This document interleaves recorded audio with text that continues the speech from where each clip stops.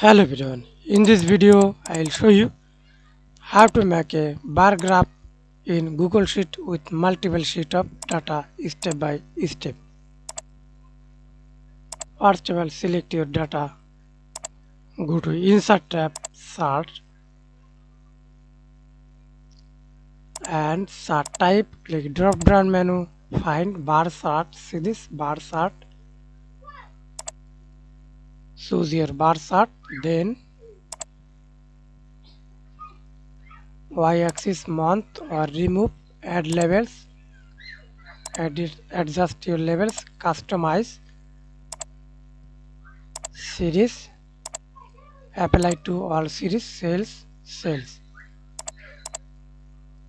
Line color, choose your line color, line opacity, line type, solid line, custom line, add error bars or data labels, horizontal axis, customize label font size, show axis line,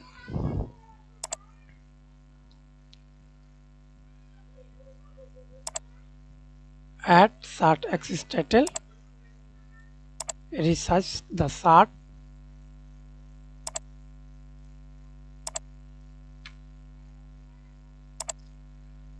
thanks for watching video. Please like, comment, share and subscribe to my channel.